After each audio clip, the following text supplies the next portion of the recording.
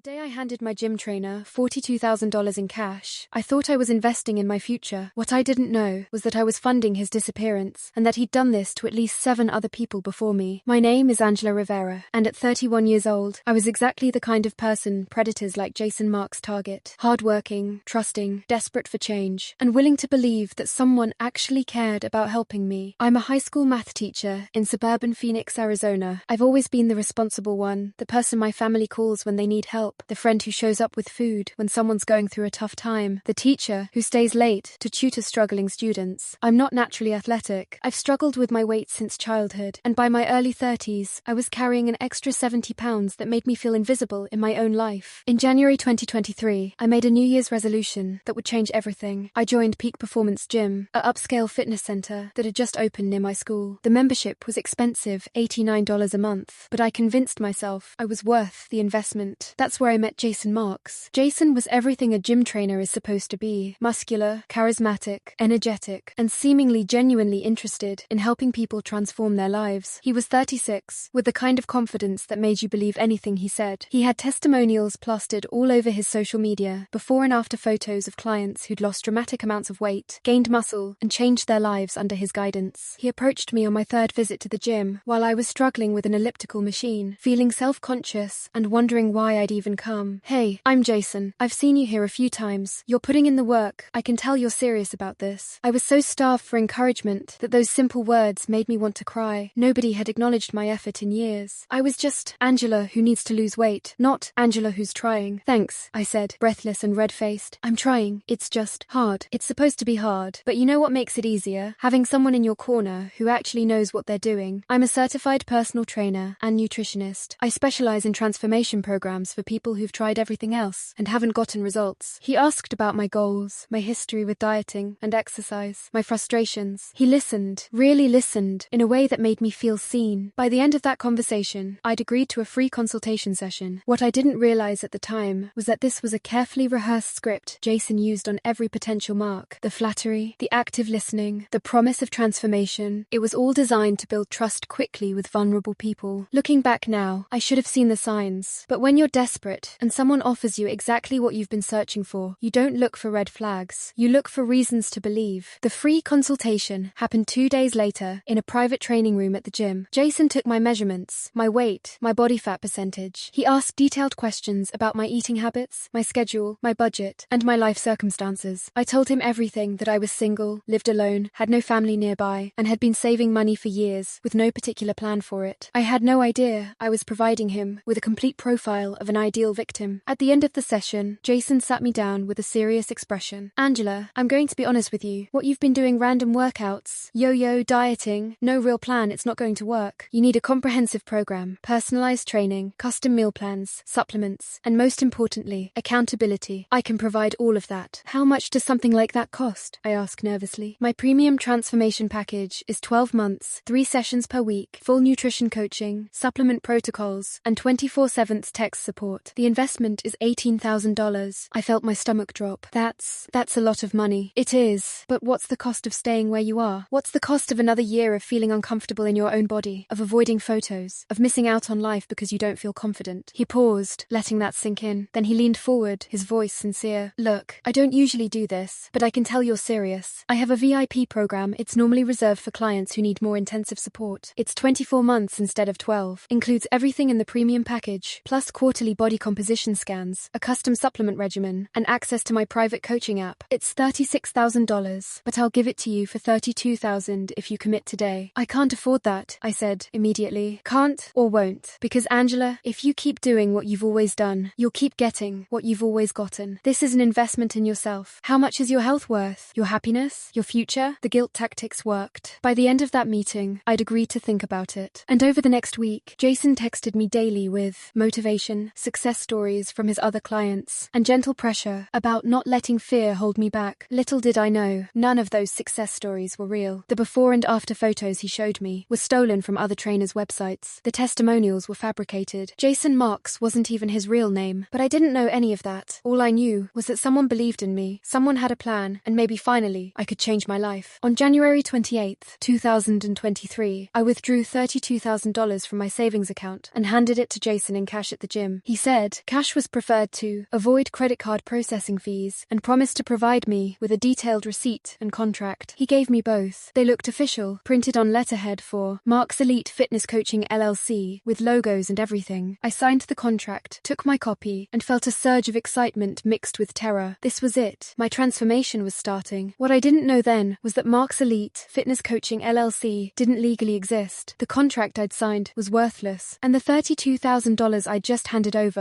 was about to disappear along with Jason Marks. For the first 3 weeks, everything seemed legitimate. Jason trained me 3 times a week. He was demanding, pushing me harder than I'd ever pushed myself, but he was also encouraging. He created meal plans, checked in via text, and seemed genuinely invested in my progress. I lost 8 pounds in those 3 weeks. I was exhausted but hopeful. Maybe this was going to work after all. Then came February 20th, 2023, the day everything fell apart. I showed up for my scheduled training session at 6 a.m. on February 20th, only to find that Jason wasn't there. I texted him. No response. I waited 30 minutes, thinking maybe he was running late. Still nothing. I asked the front desk staff if they'd seen him. The woman at the counter, her name tag said, Melissa, looked uncomfortable. Jason hasn't been in for a few days, actually. We thought maybe he was sick. A few days? But he'd texted me the night before to confirm our session. I tried calling him. The call went straight to voicemail. I sent more texts. Nothing. By that evening, I was worried. By the next morning, when he still hadn't responded and hadn't shown up for our next scheduled session, I was starting to panic. I went back to the gym and asked to speak to the manager. His name was Derek Chen, and the look on his face when I mentioned Jason Marks told me everything I needed to know before he even spoke. You hired Jason as a personal trainer, didn't you? Derek asked quietly. Yes. I paid him for a 2-year transformation program. How much did you pay him? $32,000. Why? Derek closed his eyes. I'm so sorry. Jason Marks doesn't work for this gym. He never did. He was a member here who was using our facilities to meet clients and pose as an independent contractor. We discovered this last week when another member filed a complaint. We terminated his membership immediately, but he'd already disappeared. The room started spinning. What do you mean he doesn't work here? He has a trainer badge. He uses the private training rooms. The badge was fake. The rooms are available for all members to reserve. Miss Rivera, I'm truly sorry, but Jason Marks is a scam artist. You're the 4th person to come to us with this story in the past week. I felt sick. Actually, physically sick. I ran to the bathroom and threw up. When I came back out, Derek handed me a business card. This is the detective assigned to the case. His name is Robert Martinez. He's with the Financial Crimes Unit. You need to file a report. I took the card with shaking hands. $32,000. My entire savings. Gone. That night, I went through every text message, every email, every document Jason had given me. I searched for him online and found his social media profiles. All of them were gone. Deleted. The phone number I'd been texting went to a disconnected line. I'd been conned. Completely, thoroughly conned. The next day, I met with Detective Martinez at the police station. He was in his early 40s, with kind eyes and the weary demeanor of someone who'd seen this kind of thing too many times. Miss Rivera, walk me through everything. Every interaction, every payment, every document you have. I told him the whole story, showing him the contract, the receipts, the text messages. When I finished, he sighed heavily. Jason Marks is an alias. His real name is Jason Keller. He's been running this scam for at least 5 years that we know of, probably longer. He targets people at gyms, builds trust, takes large cash payments, operates for a few weeks to establish legitimacy, then disappears. You're victim number 8 in this jurisdiction alone. 8 people? I felt dizzy again. How much has he stolen total? In this area, about $340,000. Across multiple states, we estimate over $1 million. Over $1 million.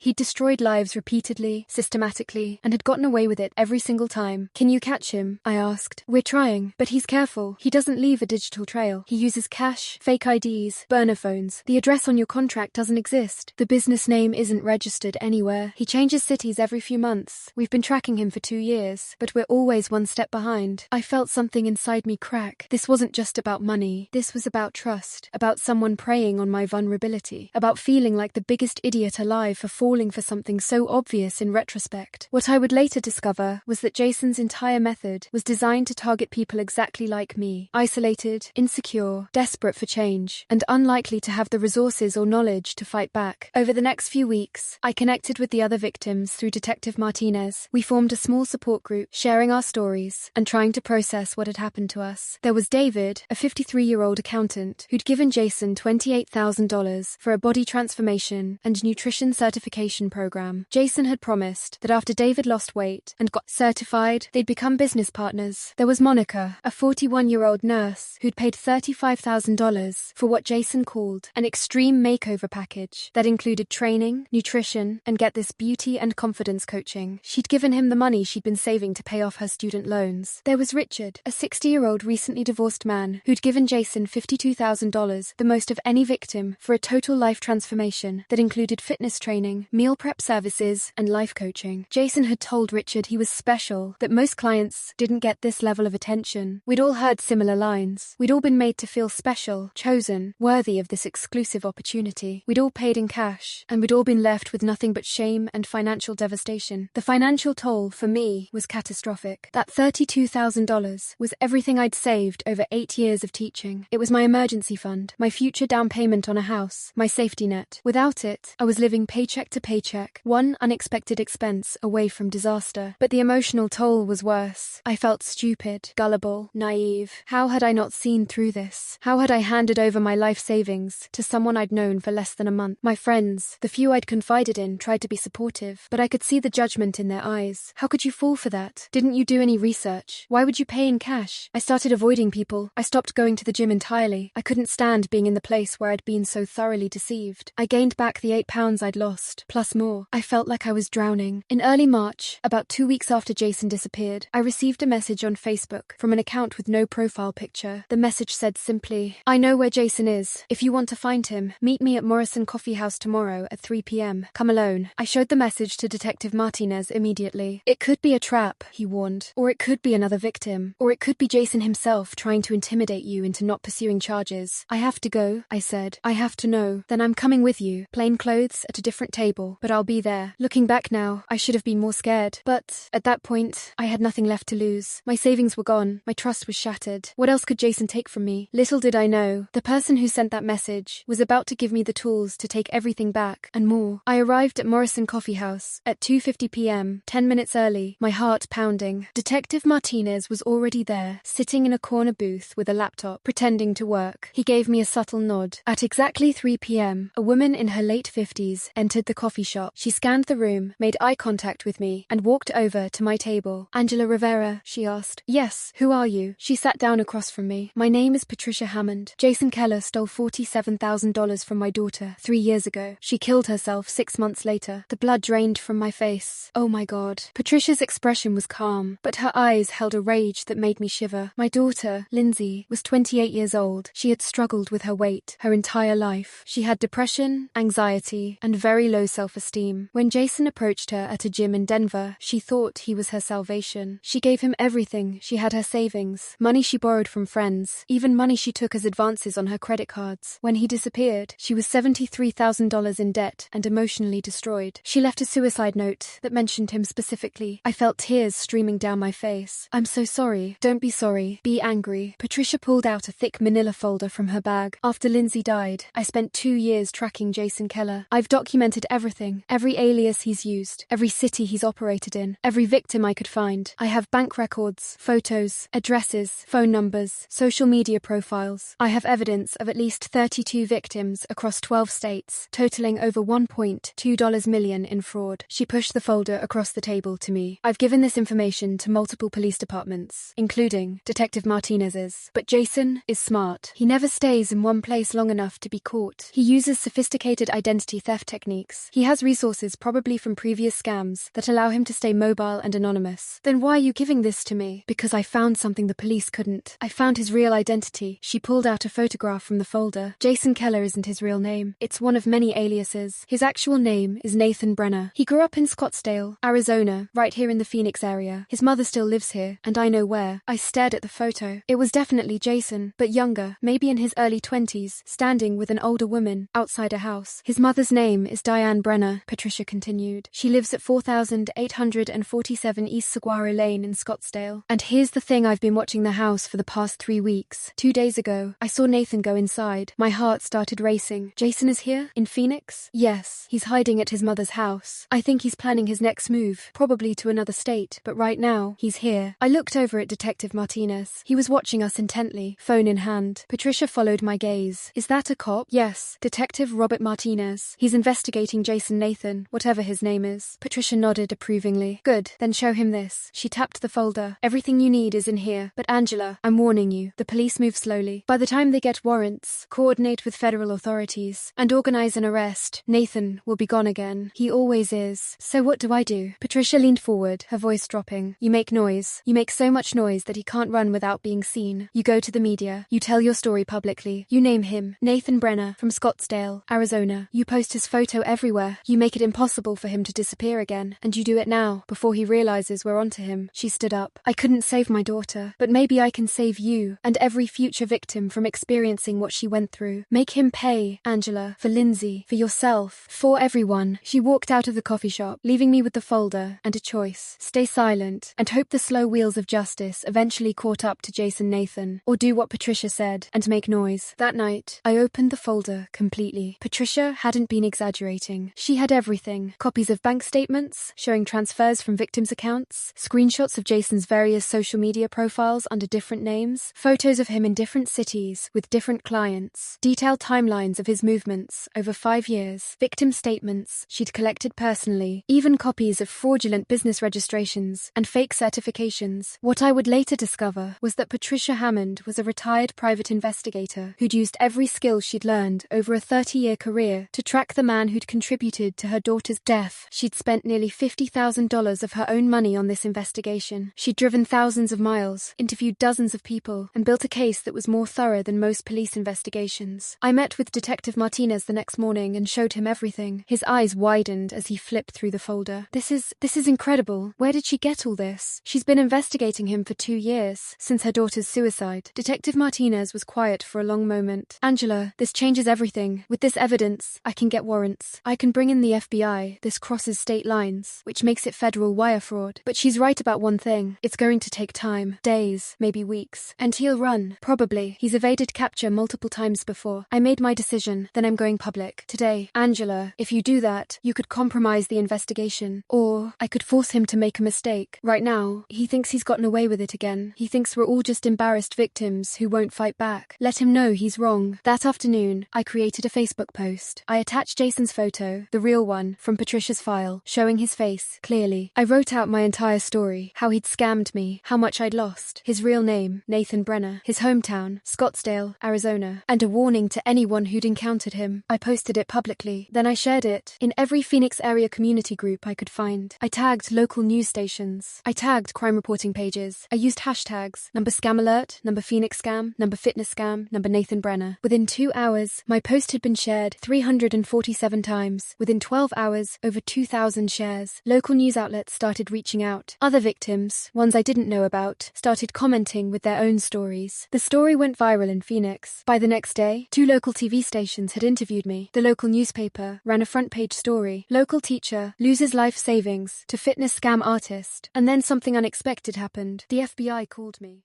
Special Agent Lisa Ramos from the FBI's Financial Crimes Unit contacted me 3 days after my story went public.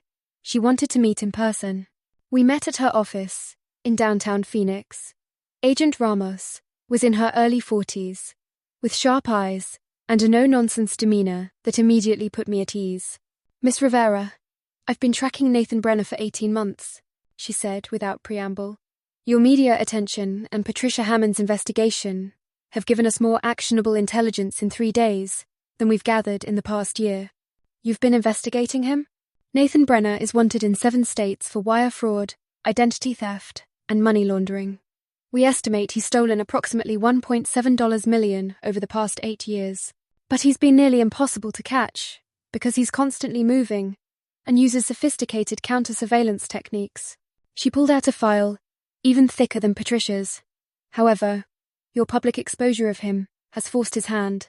36 hours ago, he attempted to withdraw money from a bank account linked to one of his aliases. We were able to trace the transaction to a location in Scottsdale, specifically a residence on East Saguaro Lane. My heart jumped. His mother's house. Exactly. We've had the residence under surveillance since yesterday. Nathan Brenner is inside. And at 6 a.m. tomorrow morning, we're executing a federal arrest warrant. I felt a surge of something I hadn't felt in weeks. Hope. Will I get my money back? I asked. Agent Ramos's expression softened slightly. That's complicated. We'll freeze any accounts we can find. But Nathan has been clever about hiding assets. However, there's something else you should know. When Patricia Hammond contacted us 2 weeks ago with her evidence, She also provided information about a storage unit Nathan has been renting in Tempe under a different name. We obtained a warrant and searched it yesterday.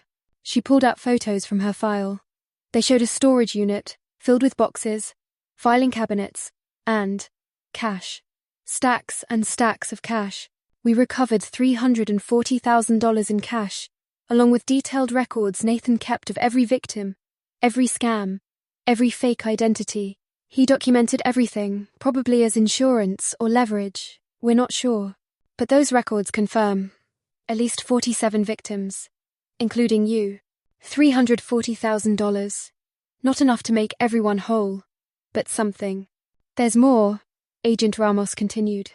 Nathan also kept records of other criminal activities, drug trafficking, identity theft rings, money laundering operations he was involved in. He wasn't just a lone scammer. He was part of a larger criminal network. The information we found in that storage unit has already led to 6 additional arrests and is helping us build cases against several organized crime groups. I tried to process this. Jason Nathan wasn't just a sleazy gym trainer stealing from vulnerable people. He was a career criminal with connections to organized crime. Why did he keep all those records? I asked. Ego, probably. Narcissists often document their crimes because they're proud of them. It makes them feel powerful. In this case, his arrogance is going to be his downfall. The next morning, I woke up at 5:30 a.m., too anxious to sleep. Agent Ramos had invited me to observe the arrest from a command vehicle, parked several blocks away from Diane Brenner's house. I sat in the back with another agent, watching video feeds from multiple surveillance cameras positioned around the property. At exactly 6 a.m., a team of FBI agents in tactical gear surrounded the house. I watched on the screen as they knocked on the door, announced themselves, and then, when no one answered, breached the door and entered. The whole thing took less than 4 minutes. They brought Nathan Brenner out in handcuffs, wearing only pajama pants, looking confused and angry. His mother, Diane Brenner, was also brought out, though she wasn't arrested, just questioned as a witness. Watching Nathan Jason being led away in handcuffs felt surreal. For weeks, I'd imagined this moment, but actually seeing it happen was different. I didn't feel triumphant or vindicated. I felt tired, relieved, but mostly just tired. Agent Ramos turned to me. Nathan Brenner is officially under federal arrest for wire fraud, identity theft, and money laundering. He'll be arraigned this afternoon. Would you like to be there? Yes, I said immediately. The arraignment took place at 3 p.m. in federal court. The courtroom was packed. Several other victims had shown up. Along with media, Assistant U.S. Attorney Michael Chang presented the charges to the magistrate judge. Your Honor, the United States charges Nathan Brenner with 14 counts of wire fraud, 8 counts of identity theft, and 6 counts of money laundering. Mr. Brenner operated a sophisticated, multi-state fraud scheme, targeting vulnerable individuals seeking fitness and lifestyle coaching. He used multiple aliases, fake business entities, and fraudulent certifications to steal approximately $1.7 million from at least 47 victims across 12 states over an 8-year period. Nathan's public defender tried to argue for bail. Your Honor, my client has ties to the community. His mother lives locally. He's not a flight risk. Not a flight risk, Judge Martin interrupted. The defendant has used at least 9 different identities, has operated in 12 different states, and has evaded law enforcement for nearly a decade. He is the definition of a flight risk. Bail is denied. Mr. Brenner will remain in federal custody, pending trial. Nathan looked back at the gallery, his eyes scanning the crowd. When they landed on me, I held his gaze. I wanted him to see that I wasn't broken, wasn't hiding, wasn't ashamed. I was there, watching him face consequences. He looked away first. After the arraignment, several other victims approached me in the hallway. David, the accountant. Monica, the nurse. Richard, the divorced man. Others I'd never met. We stood together, sharing a moment of collective relief and grief. Patricia Hammond was there too. She walked up to me, her eyes wet with tears. Thank you, she said quietly. Lindsay would be. She would be glad someone stood up to him. I hugged her. We both cried. Over the next few weeks, more details emerged. The FBI's investigation revealed that Nathan had been operating his scam since 2015. He'd steal from victims in one city, disappear for a few months, then resurface in another city under a new name. He'd use the money to fund a lavish lifestyle, expensive cars, luxury vacations, designer clothes, all while his victims struggled with financial ruin and emotional trauma. The records from his storage unit became crucial evidence. They showed not only his fitness scam victims, but also his involvement in a credit card fraud ring, a fake supplement company, and even a scheme where he'd posed as a real estate investor to swindle people out of down payments on properties he didn't own. In total, authorities identified 73 victims and over $2.4 million in fraud. In late May, the U.S. Attorney's Office offered Nathan a plea deal: plead guilty to all charges, cooperate with ongoing investigations into his criminal associates, and agree to full restitution to victims. In exchange, he'd receive 20 years in federal prison instead of a potential 45 years if he went to trial. Nathan took the deal. At the sentencing hearing in July 2023, I was allowed to give a victim impact statement. I stood at the podium, looking directly at Nathan, and said what I'd been preparing for months. You didn't just steal my money. You stole my trust, my confidence, my sense of safety. You saw my vulnerability, and you exploited it. You made me feel special, chosen, worthy, and then you disappeared, leaving me to feel stupid and ashamed. But I'm not ashamed anymore. I'm angry, and I'm here to make sure you understand that your actions have consequences. You hurt me. You hurt dozens of people. You contributed to the death of Lindsay Hammond, a young woman who deserved so much better than what you gave her. I hope these 20 years in prison give you time to understand what you've done, and I hope you never get the chance to hurt anyone ever again. Nathan didn't look at me. He stared at the floor the entire time. Judge Martin sentenced Nathan Brenner to 20 years in federal prison, 5 years supervised release, and full restitution of $2.4 million to all identified victims. Based on the assets recovered, the $340,000 in cash, liquidated bank accounts, and proceeds from the sale of property Nathan owned under various names, the court was able to distribute approximately $573,000 to victims. My share came to $18,200, not the full $32,000 I'd lost, but more than I'd expected to ever see again. It wasn't just about the money, though. It was about justice. It was about standing up and refusing to be silenced by shame. It was about making noise until someone listened. It's been 15 months since Nathan Brenner was sentenced. I'm 33 now, and my life looks completely different than it did back in January 2023. The $18,200 I received in restitution wasn't enough to rebuild my full savings, but it was a start. Combined with the salary increase I received after being promoted to department head at my school, I'm slowly but surely rebuilding my financial security. But the bigger changes have been internal. I went to therapy, a lot of therapy. Dr. Sarah Mendez helped me understand that what happened to me wasn't about being stupid or gullible. It was about being human. Trusting people isn't a character flaw. Being kind and open isn't weakness. Nathan Brenner is a professional con artist who spent years perfecting his craft. I didn't fall for a scam. I was targeted by a predator. That reframing was powerful. It helped me stop blaming myself and start focusing on healing. I also reconnected with the other victims. We formed a support group that still meets monthly. David, Monica, Richard, and I have become genuine friends. We understand each other in a way that other people can't. We survived something traumatic together, and that bond is real. Patricia Hammond and I stay in close contact. She's become something of a mentor to me. After Nathan's conviction, she started a non-profit organization called Justice for Lindsay, which provides resources and support to victims of financial scams. I volunteer with the organization, helping with outreach and victim advocacy. My relationship with fitness is still complicated. I haven't hired another personal trainer, and honestly, I don't know if I ever will. But I did eventually return to a gym, a different one, with a friend who works out with me.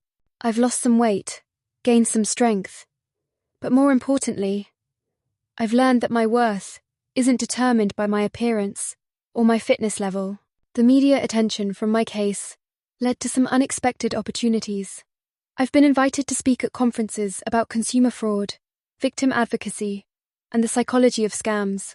I've worked with law enforcement agencies to help them better understand how to support fraud victims. I even helped develop training materials for gym staff on how to identify and report potential scammers operating in their facilities. Nathan Brenner is currently serving his sentence at a federal correctional institution in California. He won't be eligible for parole until 2038. I don't think about him often anymore. When I do, I feel pity more than anger. He's going to spend the best years of his remaining life in prison, and when he gets out, he'll be in his mid-50s with a federal felony record and a reputation that will follow him forever. I've built a new life. He destroyed his. Some people have asked if I regret going public with my story, if I wish I'd just quietly dealt with the police and moved on. The answer is no. Going public was the best decision I made. It put pressure on law enforcement. It warned potential future victims. And it connected me with other people who'd experienced the same thing. It turned my individual trauma into collective action. I also learned some important lessons that I want to share. Trust your instincts, but verify everything. If something feels too good to be true, it probably is. Research people before giving them money. Ask for references. Check credentials with licensing boards. Google their name along with words like scam or complaint. Legitimate professionals won't be offended by due diligence. Never pay large amounts in cash. Legitimate businesses accept checks, credit cards, and electronic payments, all of which create paper trails. If someone insists on cash only, that's a massive red flag. Always pay in ways that can be tracked and potentially recovered. Shame is the scammer's best friend. Con artists count on victims being too embarrassed to report them. Don't let shame silence you. If you've been scammed, report it immediately to police, the FBI, if it crosses state lines, the Federal Trade Commission, and the Better Business Bureau. The sooner you report, the better chance of catching the perpetrator.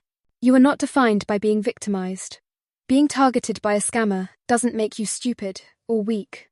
These are professionals who study psychology and human behavior. They know how to exploit universal human needs for connection, transformation, and hope. What matters isn't that you fell for a scam. It's how you respond afterward. Your voice has power. When I went public with my story, I thought I was just warning other people. What I didn't realize was that I was also giving other victims permission to speak up. 3 additional victims came forward after seeing my story. Victims who'd been too ashamed to report Nathan before. Your story might help someone else. Don't underestimate the power of speaking up. I still teach math at the same high school. I still volunteer with Justice for Lindsay. I still work out, though now it's for me, not for some imagined version of who I should be. Last month, I went on a date for the first time since the whole ordeal. His name is Carlos. He's a librarian, and he's kind and funny, and has never once mentioned my weight or suggested I need to change anything about myself. It's early, but it's nice. It's healthy. I've learned that I don't need to transform myself to be worthy of good things. I was always worthy. I just needed to believe it. Nathan Brenner tried to destroy me financially and emotionally. Instead, he forced me to discover strength I didn't know I had. He thought I was an easy mark, someone too trusting and too weak to fight back. He was wrong. My name is Angela Rivera. I'm 33 years old. A con artist stole $42,000 from me and nearly broke me. But I stood up, made noise, helped the FBI catch him, and turned my trauma into advocacy. I'm not a victim anymore. I'm a survivor, and I'm using my voice to make sure Nathan Brenner never gets the chance to hurt anyone ever again.